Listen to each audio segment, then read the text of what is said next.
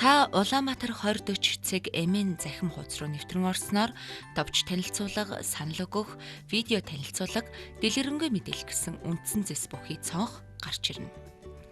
Үүний санал өгөх гэсэн зэс рүү орсноор Улаанбаатар хотын 2040 он хүртэлх хөгжлийн ерөнхий төлөвлөгөөний төсөлд санал өгөх хэсэг гарч ирнэ.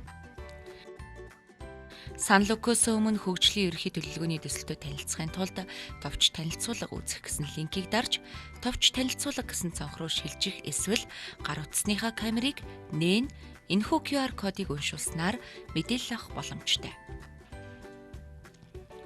Ингээд санал өгөх хэсэг рүүгээ эргэн очие. Та өөрийн овог нэрээ бөглөн ингэснээр саналаа өгч дуусмагц таны овог нэр бүхий талархлын сертификат бэлэн болсон байна. Өөрийн байнга оршин суудаг дүүрэг, хороогоо сонгоно, өөрт харгалзах насны ангиллаа сонгоно. Та өөрийн амьдарч байгаа орчиндөө 1-10 хүртэлх оноогоор үнэлгээ өгнө. 1 оноо муу гэсэн үнэлэмж бол 10 оноо сайн гэсэн үнэлэмжийн илэрхийлэл. Үүний дараагаар таны амьдарч байгаа орчинд сөргөөр нөлөөлж байгаа хүчин зүйлсийг тодорхойлох зорилго бүхий дараах 4 бүлэг асуулт гарна.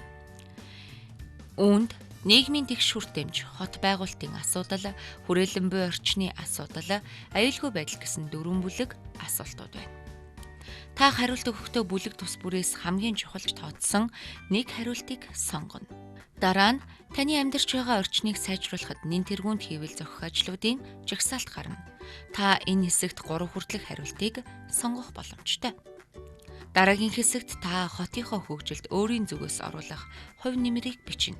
Жишээ нь хогоо англин ялгадаг болно гэх мэт.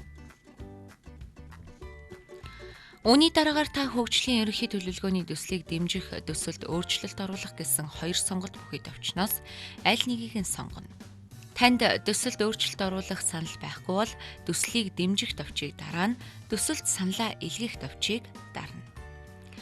Хэрэв танд хөгжлийн ерөнхий төлөвлөгөөний төсөлд өөрчлөлт оруулах санал байгаа бол төсөлд өөрчлөлт оруулах саналтай байна гэсэн товчийг дармагц санал шүүмжээ бичих цонх бий болно.